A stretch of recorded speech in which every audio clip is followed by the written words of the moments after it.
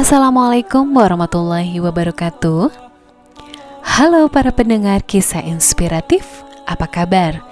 Saya harap Anda semua dalam keadaan sehat, bahagia, dan tanpa kekurangan satu apapun. Hari ini kembali saya berbagi kisah inspiratif tentang tidak berputus asa dari rahmat Allah. Selamat mendengarkan. Jauh sebelum diutusnya Nabi Muhammad SAW, pernah ada seseorang yang luar biasa prestasi kejahatannya. Ia telah membunuh 99 orang tanpa alasan yang benar. Namun demikian, tiba-tiba tergerak dalam hatinya untuk bertobat. Hanya saja ia bimbang, apakah masih ada peluang baginya untuk kembali ke jalan kebaikan. Orang-orang di sekitarnya menyarankan agar menemui seorang rahib untuk menanyakan hal itu. Ketika tiba di tempat kediaman sang rahib, ia menceritakan kegundahan hatinya dan keinginannya untuk bertaubat. Sang rahib bertanya, "Apakah kesalahanmu itu?" Ia berkata, "Saya telah membunuh 99 orang tanpa alasan yang benar." "Apa?" seru sang rahib penuh kekagetan. "Membunuh 99 orang? Tidak ada jalan bagimu. Tempat yang tepat bagimu adalah neraka." Lelaki itu sangat kecewa sekaligus marah. Ia sadar bahwa kesalahannya memang begitu besarnya. Tetapi cara sang rahib menyikapi dan memvonis itu sangat melukai perasaannya. Walau hatinya mulai melembut dengan keinginannya untuk taubat, tetapi jiwa jahatnya belum benar-benar menghilang. Tanpa banyak bicara, ia mengambil pisaunya dan membunuh sang rahib. Genap sudah 100 nyawa tidak bersalah yang melayang di tangannya. Tetapi panggilan ilahiyah untuk bertaubat terus mengganggu perasaannya. Hanya saja ia tidak tahu harus bagaimana. Suatu ketika ada orang yang menyarankan untuk menemui seseorang yang alim di suatu tempat, dan ia segera menuju ke sana. Ketika tiba di tempat tinggal sang alim, ia menceritakan jalan hidupnya, termasuk ketika ia menggenapkan pembunuhannya yang ke-100 pada diri sang rahib.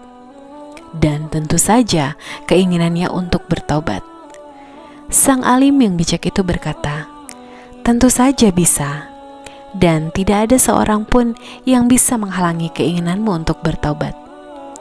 Tetapi tinggalkanlah tempat tinggalmu itu, karena di sana memang kota maksiat. Pergilah ke kota A, kota lainnya, karena di sana banyak orang yang beribadah kepada Allah. Beribadahlah engkau bersama mereka, dan jangan pernah kembali ke kotamu itu. Insya Allah, engkau akan memperoleh ampunan Allah dan dimudahkan jalan kepada kebaikan." Lelaki itu segera berangkat ke kotanya, kota yang dimaksudkan oleh sang alim. Tetapi di tengah perjalanan, kematian menjemputnya. Datanglah 2 malaikat untuk menjemput jiwa lelaki itu. Satu malaikat rahmat dan satunya malaikat azab. 2 malaikat itu bertengkar dan masing-masing merasa berhak untuk membawa jiwa lelaki itu. Sang malaikat rahmat berkata, "Ia telah berjalan kepada Allah dengan sepenuh hatinya." Malaikat azab berkata, "Ia tidak pernah berbuat kebaikan sama sekali, justru kejahatan yang tertumpuk-tumpuk." Mereka berdua terus beradu argumentasi sampai akhirnya Allah mengutus malaikat yang ketiga dalam bentuk manusia untuk menjadi hakim bagi keduanya. Setelah masing-masing mengajukan pendapatnya, ia berkata, "Ukurlah jarak 2 kota itu dari tempat kematiannya ini.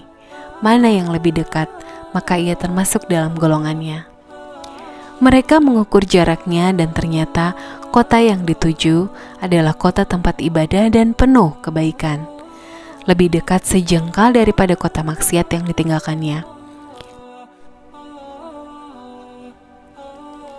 Maka jiwanya dibawa oleh malaikat rahmat dan ia memperoleh ampunan Allah.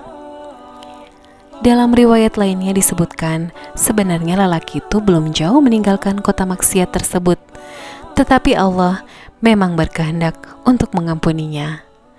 Maka dari tempat kematiannya itu, kota kebaikan dan ibadah dipanggil mendekat, dan kota maksiat dihalau menjauh hingga jarak keduanya hanya selisih sejengkal tangan, lebih dekat kepada kota kebaikan. Demikianlah kisah inspiratif hari ini. Semoga kita bisa mengambil hikmahnya. Jangan pernah putus asa, karena Allah Maha Pemaaf, Allah Maha Pengampun. Terima kasih sudah mendengarkan. Ditunggu untuk kisah-kisah inspiratif lainnya ya. Wassalamualaikum warahmatullahi wabarakatuh.